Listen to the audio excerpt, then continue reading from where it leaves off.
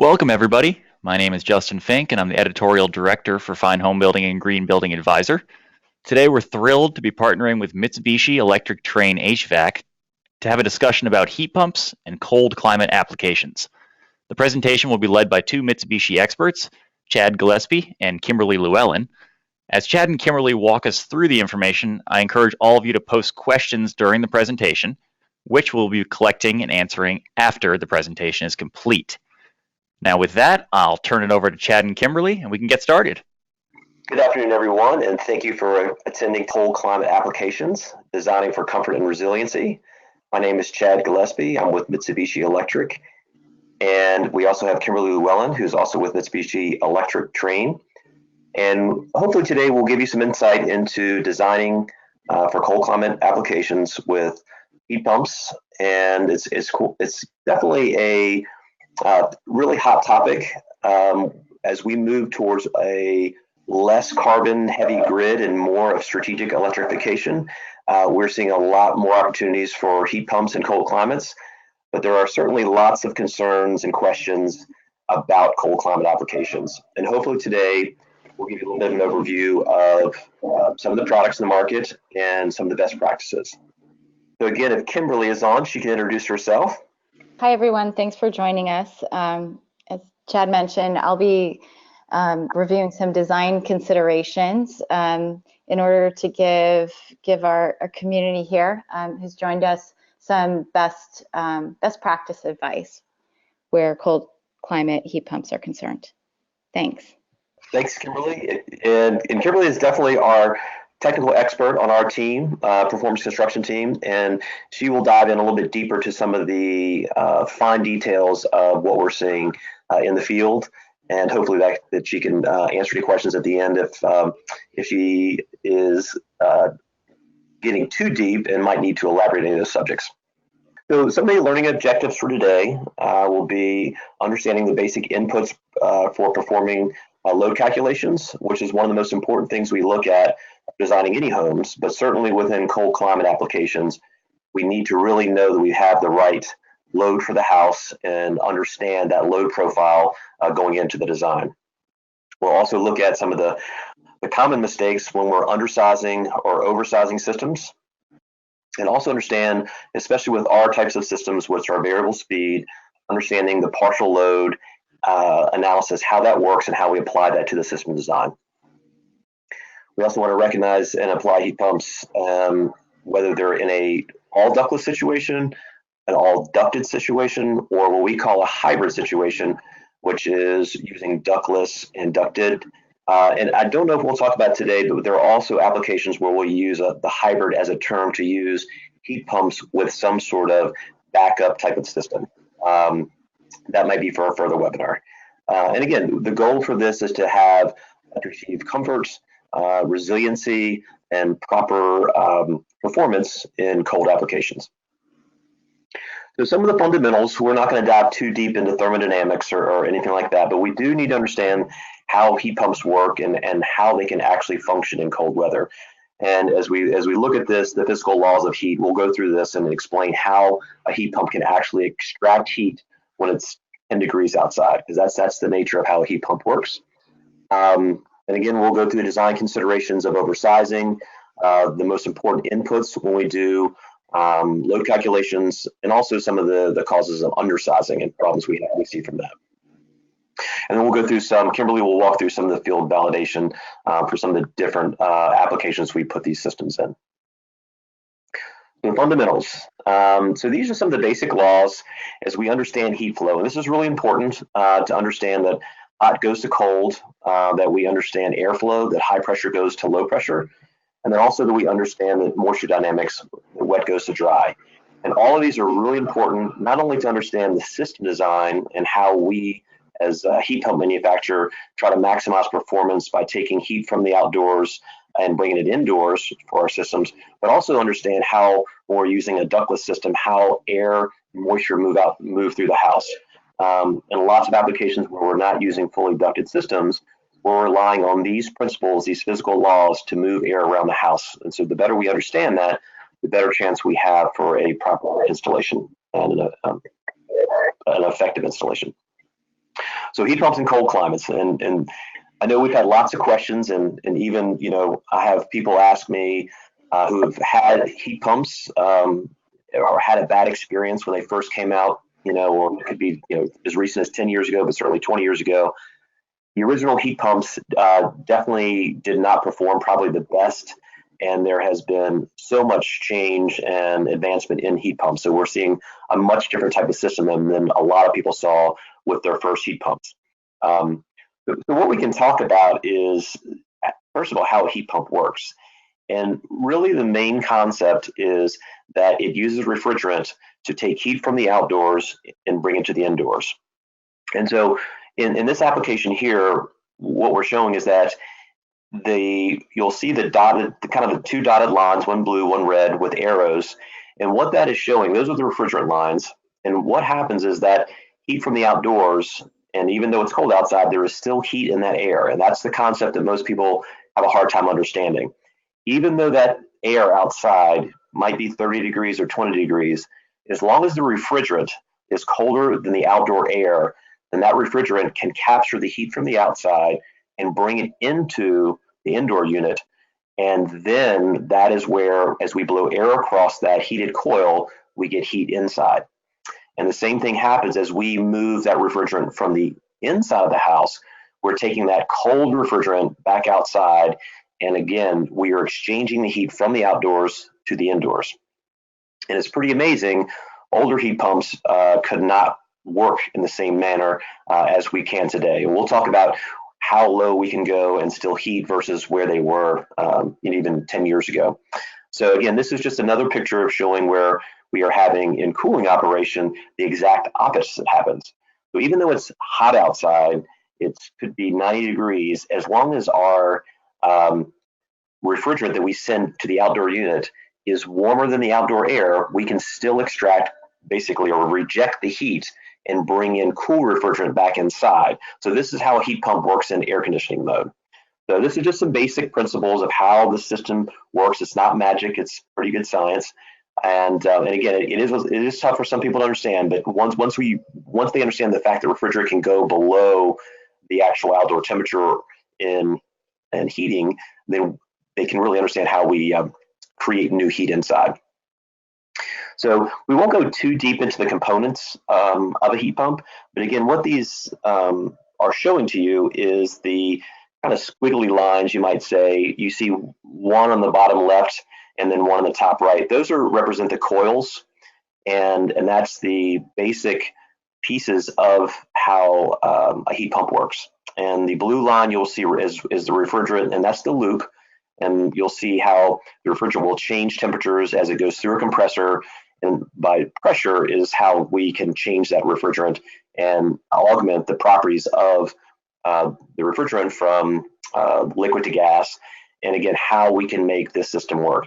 Now, today is not a tutorial on the properties of refrigerant and the refrigeration cycle, but just a little more understanding about how the heat pump works.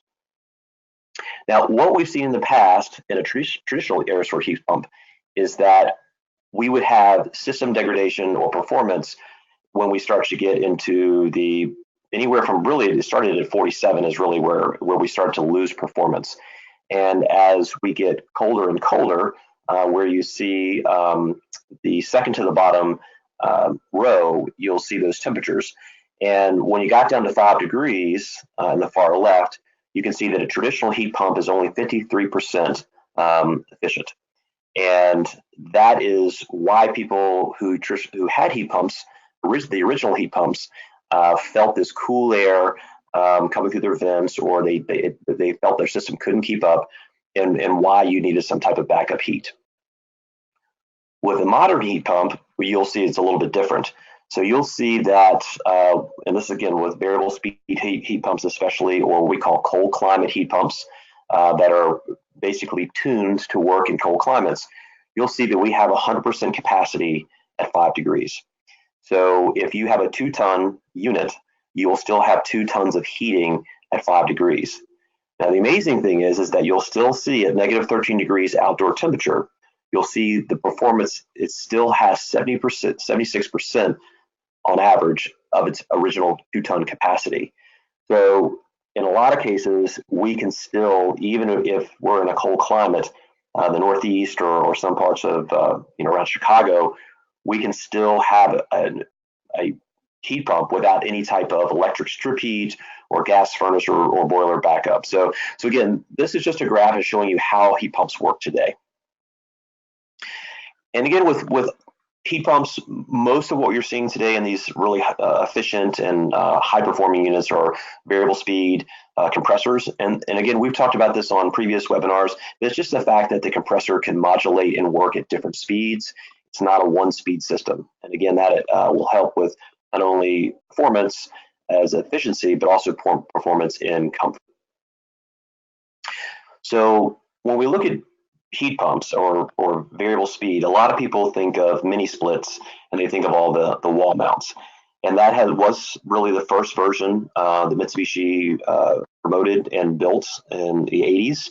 But now you can see there's a really comprehensive product line of high performance heat pumps. So you'll see in the top left under air handler, those are built like your traditional air handlers you see in most houses today. So they still have the same type of system design. They are heat pumps. They are high efficiency heat pumps, as well as they could be cold climate heat pumps. And then we have what we call our point source, which is also ductless. And you'll see those in the ceiling mounts, the floor mounts, where there is no ductwork at all. And then we have some of our smaller ducted models in the top right, which is horizontal ducted. And those can be run with smaller, most of the time, smaller ductwork designs. And they're meant to be just a couple rooms versus a whole floor or a whole house. So, and lots of different options for the outdoor units, whether you want to go a single zone, which means one outdoor unit and one indoor unit, or a multi-zone application where you have one outdoor unit and up to 8 indoor units connected to that outdoor unit. So there's lots of options. That's really the takeaway from this slide, and plenty of controls options as well. One of the newer products, which is pretty interesting for not only retrofit or new construction, is what we call the Easy Fit recessed ceiling cassette. And this model can fit in between standard 16 on center joists. So it's a really neat product. If some of our customers had really didn't have a place for a wall hung, or they didn't feel like they really wanted to put it in a certain area because it was on a main wall that they like to put art on, or it was just a main focal wall.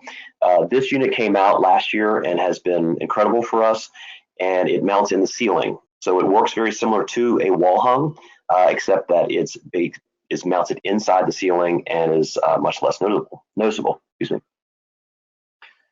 So again, for ducted, these systems that we have, this will be good for any retrofit applications if there's an existing ductwork system there and they want to move to a high performance heat pump instead of, say, a gas furnace or an old style heat pump. So again, these work and act just like you see in many design considerations for retrofit applications. Of course, you can use it for new. And then again, here's a installation of one of the compact indoor units that is ducted. And the reason we use these, again, is they fit up in the ceiling very easily.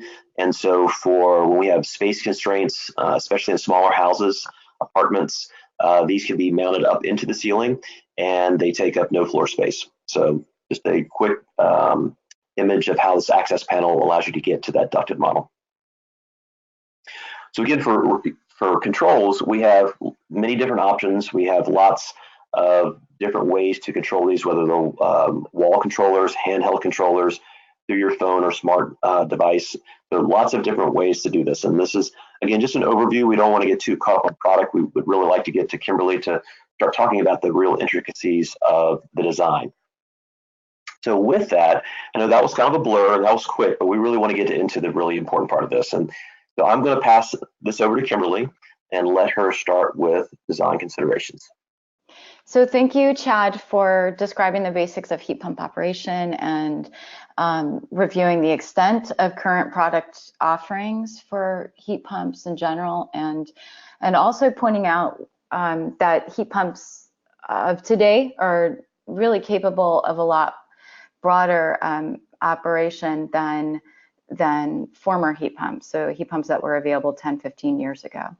That heat pumps are not just for mild and hot climates, but can also serve cold climates well. What I'm going to be focusing on in this next section is our design considerations, and in particular, we'll be looking at load calculations and sizing. So one of the reasons that we're doing this is that we do see pretty commonly that because of the variable capacity nature of variable capacity heat pumps, sometimes people are making the assumption that you don't have to do a load calculation. And while there is some forgiveness with variable capacity equipment in terms of sizing, it does not mean that we don't need to do load calculations.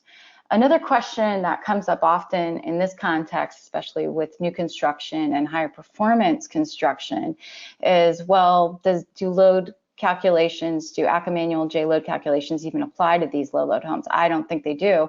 Well, that's really not the case. My perspective, and I think many professionals feel that while our modeling tools are always evolving, the ACCA Manual J is still our best practice tool that's available for residential load calculations. So we really need to not throw that out.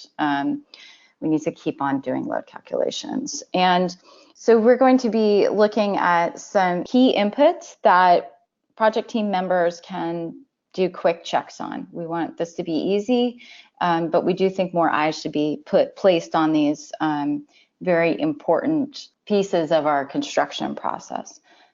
So this is one version of a load calculation summary report. There are other formats, but they all have similar elements. So I'm just going to point out the major pieces of a load report that everyone should be able to track either in this format or in another format from a different software. They look slightly different, but they're the same thing. So very important as we look down the left column of this report is to make sure that within your building, the designer who's done the load calculation and the HVAC contractor has broken your building up into zones. So that would be called a room by room load calculation as opposed to a block load. If you just have a block load, you don't know how to divvy up the capacity of the equipment. So that's why it's really important to separate the different areas of the house out so that you know how much heating or cooling needs to go to each individual space. So look out for those rooms and zones being separated out. The next thing that you would want to check is this area here. So a load calculation isn't particularly sensitive to area. So if this is off, about 5-10%, a lot of times it won't make a huge difference, but it should look about right. And again, we're going high level for quick checks for people who are not doing the load calculations themselves. We're just trying to give you some tools here. This is your sensible gain for cooling. This is the latent gain, which would be also sort of recognized as the humidity load. And then the net gain is the total gain. So that's what you use for cooling and for sizing for cooling dominated projects. I should point out at this point maybe that it might surprise some people that even with projects that are heating dominated locations, you still could end up with a predominant cooling load if you have a very high performance building envelope. So sensible loss is what we would focus on here for a cold climate. If you had a dominant heating load, that sensible loss number would be larger than that net gain number. So those are the main checks that you would want to be able to call out here on load report, on a summary load report. And again, these losses, which are the loads, that's what we use to size the equipment. We're going to look at the 6 essential inputs for load calculations within the context of reviewing common causes of oversizing. So first, the first cause of oversizing, again, is the inaccurate load calculation. So let's take a deeper dive here. This is certainly not a comprehensive list. Depending on the project, one of these might be more important than another, but it's safe to say that the site location, the project location, is absolutely critical to get right.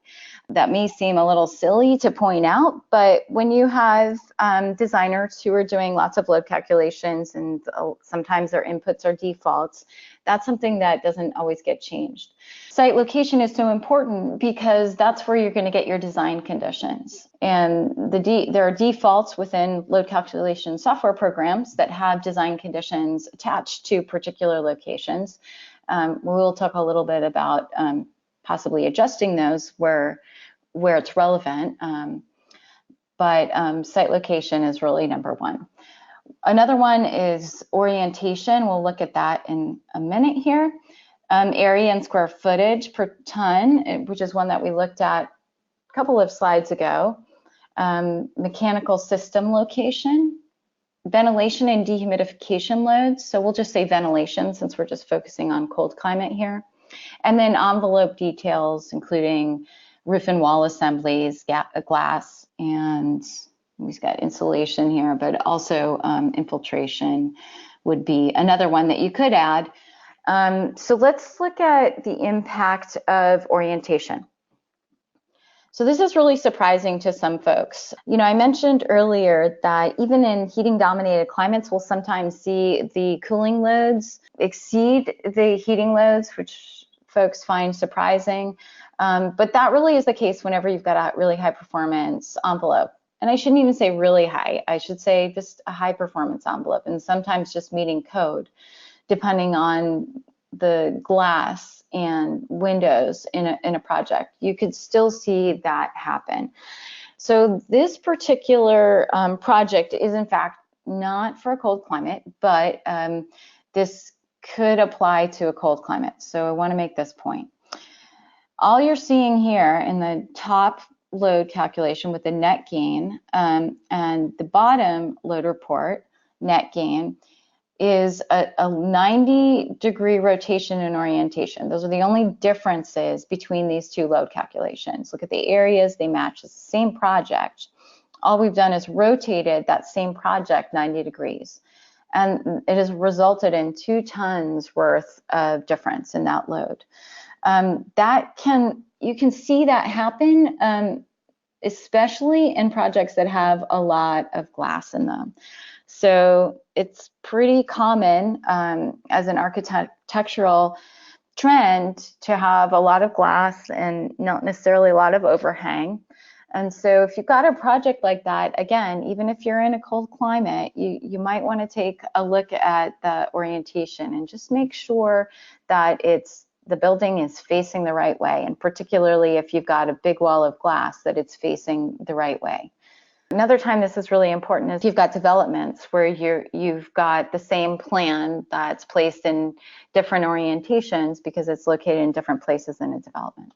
Ventilation and dehumidification loads. This is one that often gets left out, but is really, really important, especially if you've got extremes or you've got really cold climates. One very common ventilation strategy is supply only. If you've got a ducted system, to where you'll have a supply duct with a damper that is connected to the return plenum of a ducted system. So that you might have a damper there that is on a timer that opens up, 15, 20 minutes out of every hour to allow fresh air to come in. Additionally, sometimes you'll see that damper is wired to turn the air handler fan on. So when if that's the case, then every time you're pulling in air, there's a load associated with that outdoor air. And when it's cold out, that can be a pretty significant load, and it should be accounted for in the load calculation. And there are places to input that, and that's something that, I'm not suggesting that anybody's necessarily going to check beyond looking for it on a load report and just asking their designer, like, hey, what are we doing about ventilation, and did we account for that additional load? here again, envelope details. This goes back to, okay, so the mechanical systems are the same as what we're used to, but the building envelopes also aren't the same. You know, you could look at a house from the outside and the house right next to it might look exactly the same, but the wall assemblies could be different or the glass specifications could be different. And what that means is that those two buildings are really not the same in terms of loads. And they can be, in fact, significantly different. And you cannot tell just by looking at it. So one thing that can have a pretty large impact is U value. And this is an actual example here where you know, U values are off by a considerable amount. So, you know, the U value here is actually a third of what was called out in the load calculation. If it's off by, you know, a few hundredths of a value, it's not going to make a big difference. But when you're looking at a U value that's 3 times the actual U value, then it could really have a big impact. So that's another thing to check. Additionally, you would want to check insulation values. And while infiltration is not exactly an envelope or building specification detail, it is something that can also have a pretty big impact on a load calculation. So I'm just throwing that in there for good measure. So again, our buildings have changed. They might look the same, but it's very important to check defaults, which might be, you know, already set up in a load calculation software file. We've got to make sure that we check those because what we're doing is not the same. So all of that was a review of just some load calculation inputs that can really have a big impact on loads. And remember, that was in the context of oversizing, which is something that we're seeing pretty commonly. So a second cause of oversizing, and this is also very, very common, it's understandable why people start with the number of zones that they want to have in a house and then work backwards. But we need to caution designers and HVAC contractors and builders about this practice. So this is a fairly, the zoning that we're looking at here is really more for a commercial building, so I will call that out.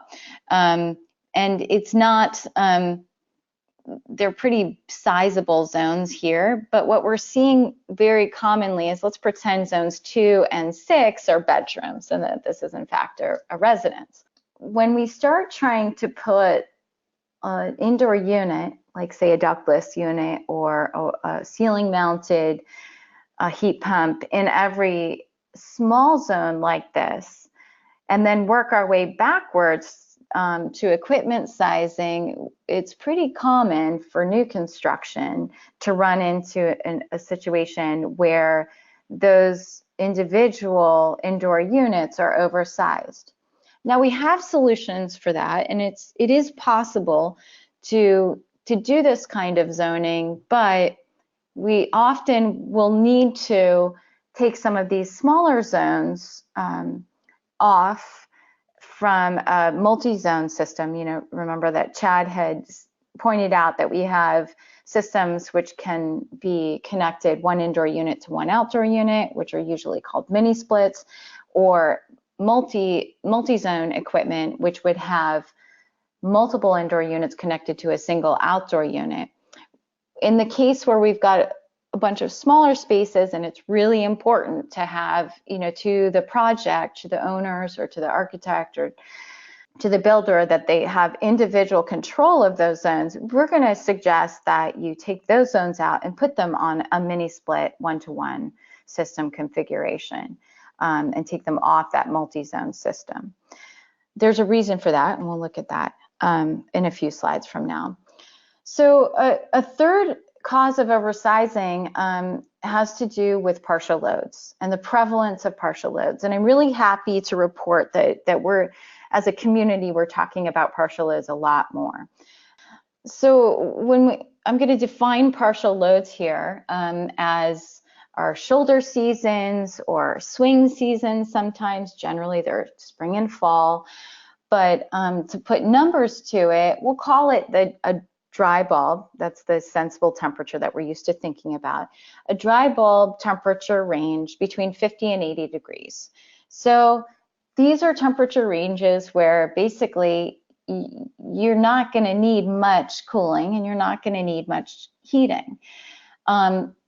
It surprises a lot of people when they start looking at these numbers that most places, coast to coast, experience these temperature conditions about half the hours out of the year, 40% and upwards hours out of the year. And of course, over here in California, they're almost always at that temperature band. We look across the country, Santa Fe is cold climate, but also 4,000 hours out of 8,760 hours. So 40% of the hours out of the year are at the same partial load condition. Look up at Boston here in the Northeast and New York City, they're the same. They're over 40% of the hours in these partial load conditions. So why is that important in this context? Well, here's another example.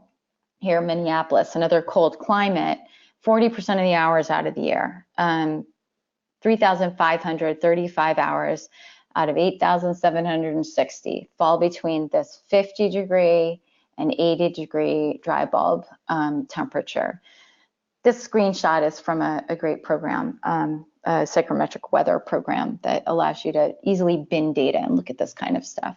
And here's another example of Santa Fe's design conditions. And so this is getting back to why is this important? Well, what we use to size equipment and to describe our peak load conditions, which is what we use to size our equipment and select equipment, are these 1% and 99% ASHRAE design temperatures. So what this means is that 1% of the hours out of the year, you will experience temperatures above the design temperature, and 1% of the hours out of the year, you will experience conditions that are below this temperature, or just flip it around, 99% of the hours out of the year, you'll experience temperatures above this temperature.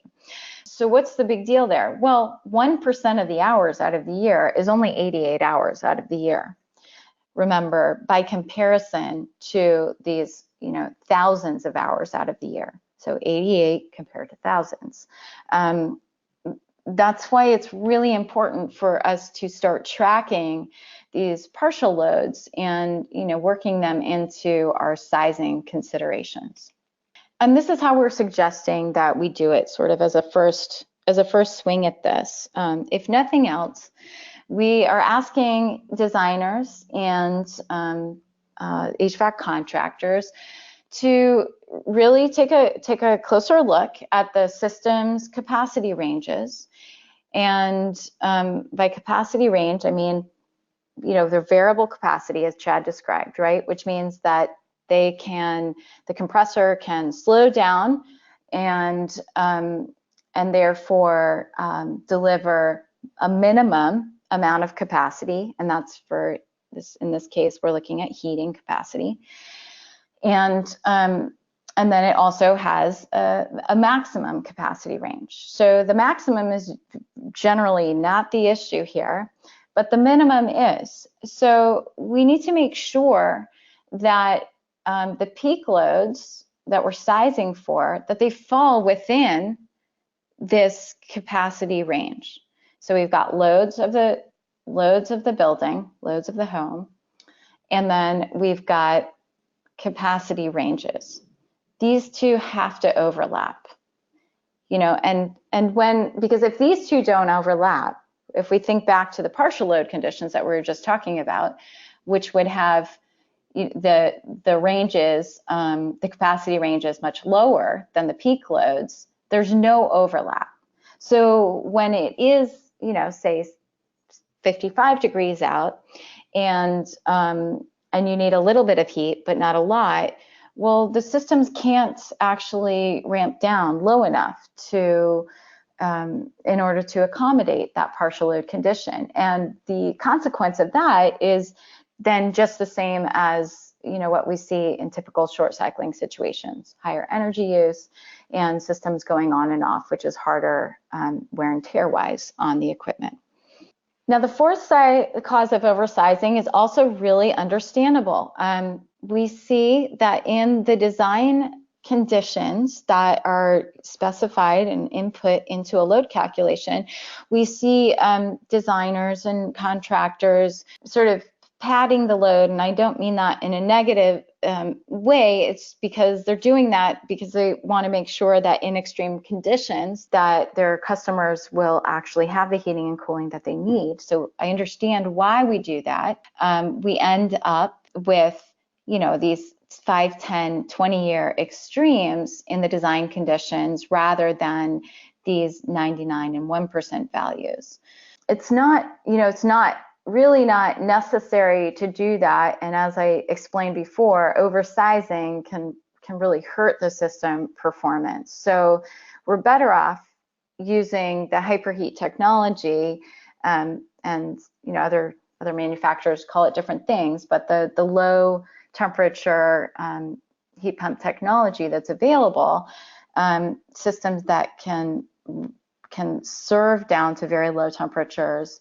And this is a slide reminding us what low temperature heat pumps are capable of. Or to do this, to use pretty traditional balance point method and to make up the difference here between the load, which is this blue line of a system, and the load of the building, which declines as it gets warmer, and the capacity of the system, which increases as it gets warmer, to use the difference between these two at lower temperatures to use auxiliary heating systems. So electric heat, or maybe in the case of retrofits, a pre-existing furnace or boiler system.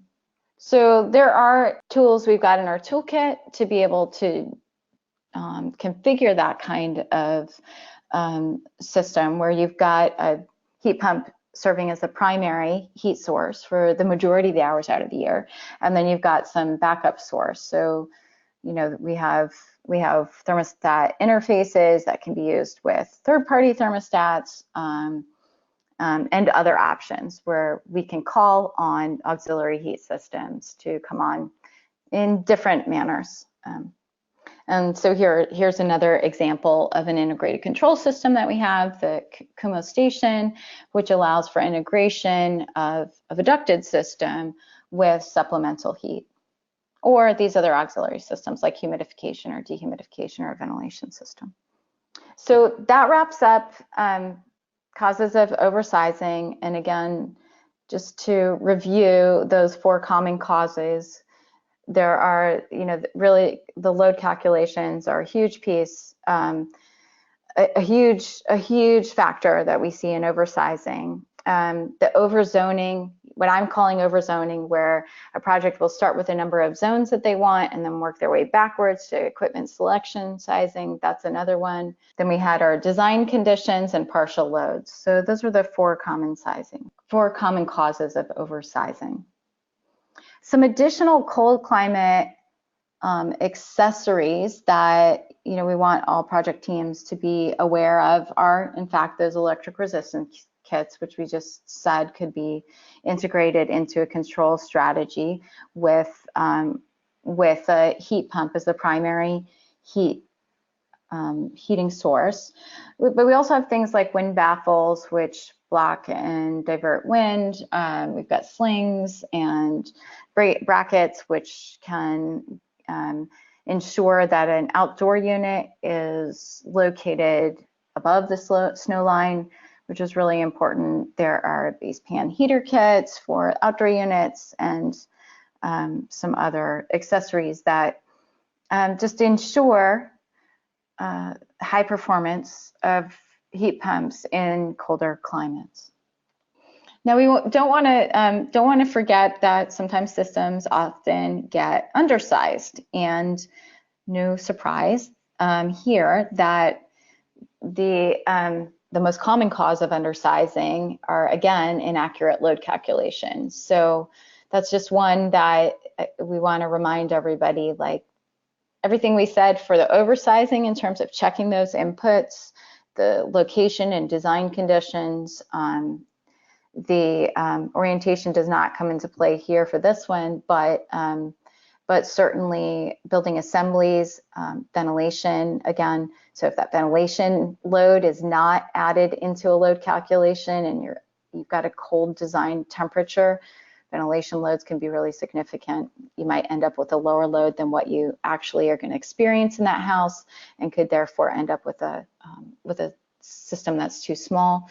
And then another one is just a mismatch between the rated conditions and actual climate conditions, including variables like altitude. So in summary of design considerations, low temperature heat pumps are much different than traditional heat pumps and can deliver reliable heating in cold climates. And while that's true, it's also possible to misapply them. And so we want to make sure that everyone understands what the real capabilities are of these systems. So while variable capacity heat pumps can provide heating within a range of capacities, it is possible to oversize these systems, and oversizing can result in compromised comfort and efficiency. So that's why we've reviewed the common causes of oversizing, and those again are inaccurate load calculations, equipment selection process that starts with the number of zones rather than with the actual load calculation, not considering the prevalence of partial loads, which could cause you to pad a load by decreasing the design temperature, so sizing for extremes rather than for the actual design temperatures. And related to that is checking to make sure we see that we want to make sure that designers and HVAC contractors are checking to make sure that the system's capacity range actually overlaps with the house's loads. We also addressed undersizing, which can be an issue, but we see this play out most especially when equipment hasn't been derated for altitude considerations. Now we're going to just look at a couple of field validation studies because we know it's really important to hear about system performance, not just from a manufacturer, but from third parties who are dedicated to electrification movements, but also to the real performance of these systems in terms of efficiency and comfort and reliability. So we're going to look here at a couple of studies that were conducted by the Minnesota Center for Energy and Environment. Cold climate zone 6A with a design temperature of -6 degrees Fahrenheit. Both of these were involved ducted cold climate heat pumps, which served in entire homes with a centrally ducted air distribution system. The first site was a duplex, which used a 30,000 B2H system. The second site was a 36,000 B2H system. Both of them used electric resistance backup heat. And what the study was looking at was how much of the heating load could the heat pumps in fact carry, and what was the overall energy reduction on site.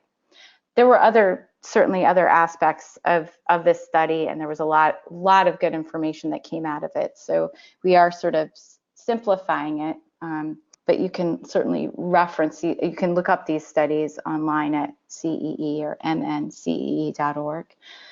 The duplex that we just mentioned showed 98% of the heating load could be carried by the heat pump. And so only 2% of the time did the electric resistance backup heat have to come on. The entire seasonal COP for the system was just under 2, so 1.82. By comparison, just for reference, electric resistance COP, or coefficient of performance, which is an efficiency rating for heat pumps, is 1. For electric resistance is considered COP of 1. And so definitely outperformed electric resistance in terms of the seasonal COP, but also in the overall site energy usage, there was a reduction of over 55% in the duplex. And then also with the retrofit system, they experienced a 91% of the heating load could be carried just by the heat pump, by the cold climate heat pump. And they used also over 50% less site energy. So those are great results. We love to see that. We continue to follow field studies like these that really bear out the reliable and high performance of cold climate heat pumps in reality, not just in theory.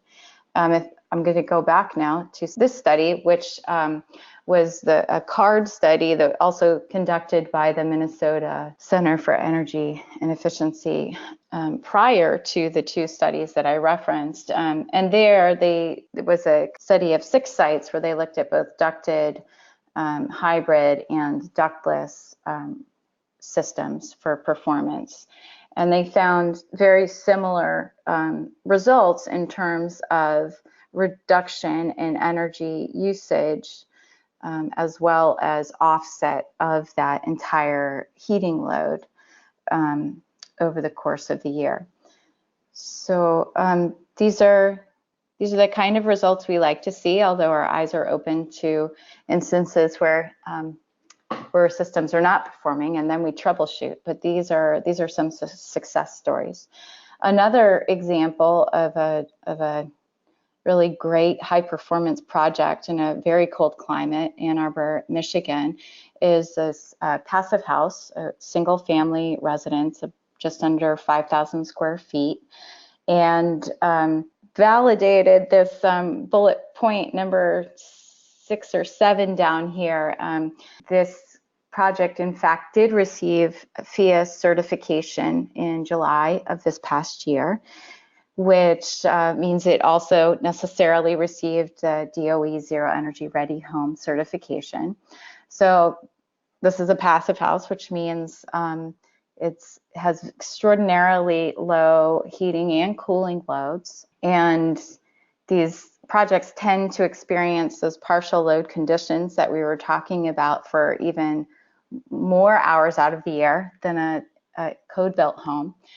So the variability of a system becomes really critical. And the heating and cooling equipment, the heat pumps that were used on this system in particular, was what we call a hybrid system. So there were combinations of ducted and ductless units attached to a single outdoor system. So that would be the multi-zone configuration that we talked about. So multiple indoor units connected to a single outdoor unit. And the project's doing great. We have some additional resources for you here. Again, I gave a couple of shout outs during the course of the webinar.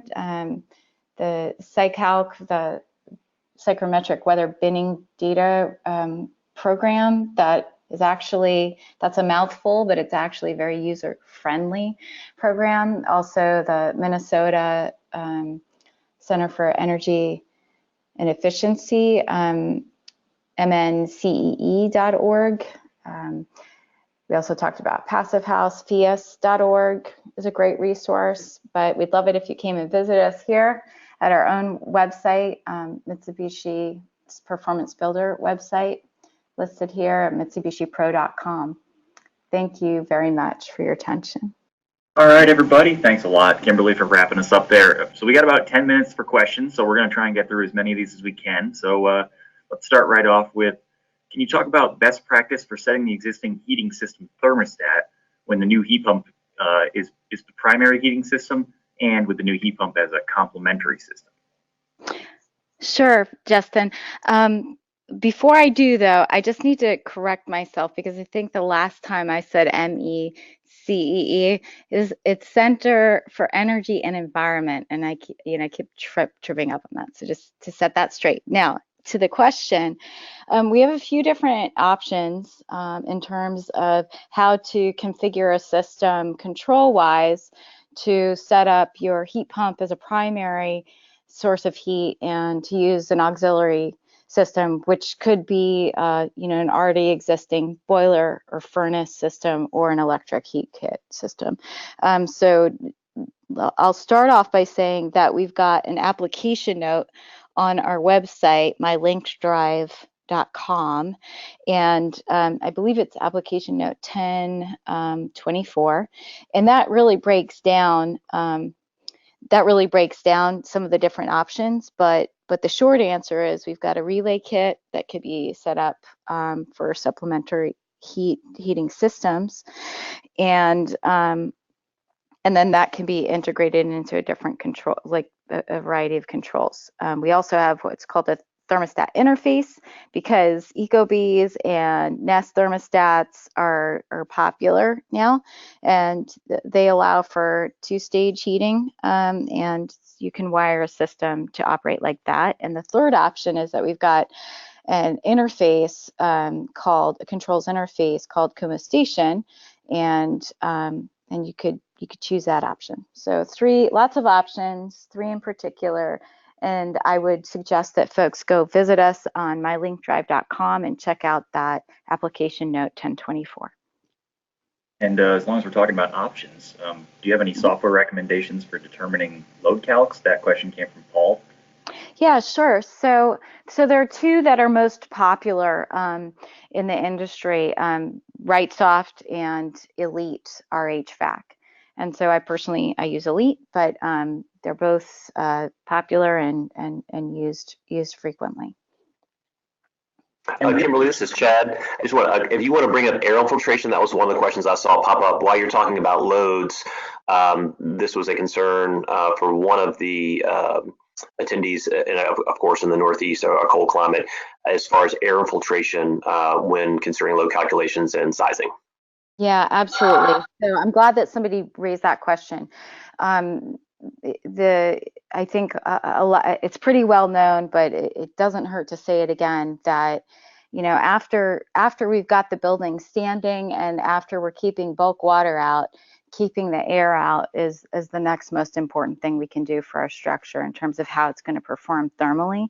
So I absolutely encourage architects, builders, homeowners to write in your own version of a project requirement document to say, even if it's not required by code, to say, I want to hit this ACH 50 number. So I want my building to meet at least energy code requirements for infiltration or higher, or set a higher goal. And let's be clear that there's no way that you can ensure a good airtight house with visual inspections. You have to do a blower door test. It's well worth the investment. And can you speak to any issues around performance monitoring? What are the best practices for determining how much power the unit is pulling? Mm-hmm. So I'm not comfortable recommending a particular system for energy monitoring. I mean, I can tell you that Energy Gauge, Site Sage are a couple that have been used a lot. What I would suggest is to go to some of the fantastic field studies that you can find online, like the Minnesota field test that we talked about, or NEAP or NESI or NEA or Pacific Northwest National Lab. They all have field studies that are readily, Googleable. I don't know if I just made up that that word. And if you scroll down through a study, you'll be able to find the monitoring equipment that they use, because they'll list that. And I would trust the people who are experts in energy monitoring. So use what they're using. That's my best recommendation. Kimberly, real quick, this is Chad. I think in one of the questions that was asked about energy monitoring, I want to be clear that that is generally not something that our sales staff is trained on. So I think that was concerned. They felt like there was not enough knowledge at the local distributor or the local level. And again, that is something, if you need more assistance, then you can elevate that up to our team, or use one of your professional raters or design professionals, as well as look at what Kimberly recommended on those other studies. But again, it's not something that we do day to day for our general sales team, but it's something you would have to elevate up to more the technical side. And we had a question from Edward. I believe that what you mentioned was that we define cold as between 5 and 30 degrees, I'm assuming Fahrenheit. But Edward's wondering, when we're looking at mountain country, where such as Montana, what can we consider to be reasonable temperature limits for a cold climate heat pump?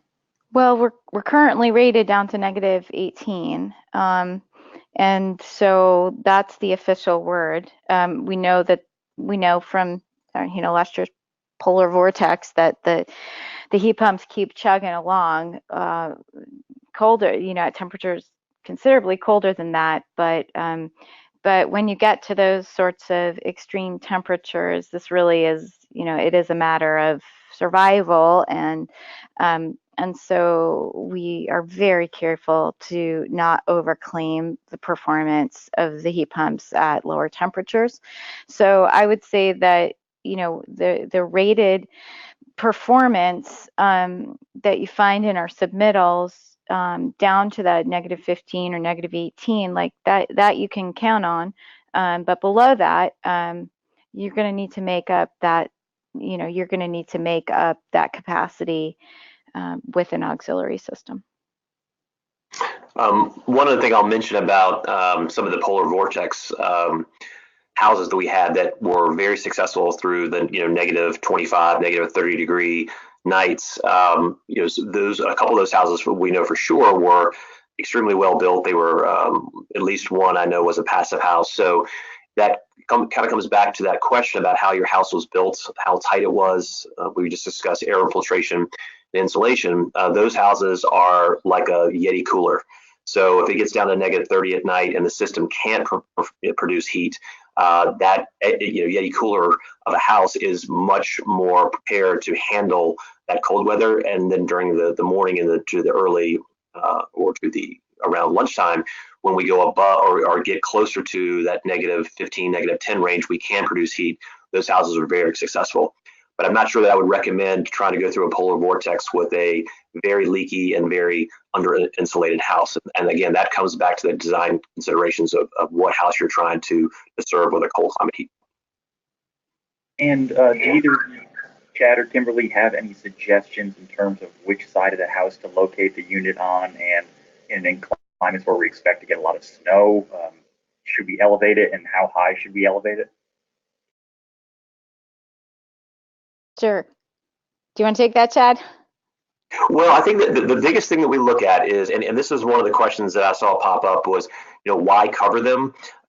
These are horizontally discharged, so we're not worrying about a roof over top or any type of airflow. It's more of a side discharge.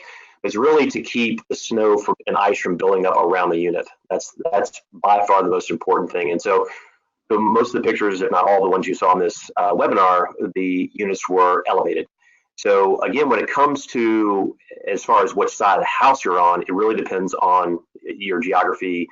We always talk about geospatial orientation of the house and really knowing where that sun's going to be, where you might get more wind if you have a lake. Again, we don't recommend having like air handlers on the front side where they're close to the beach where they might get a lot of salt spray.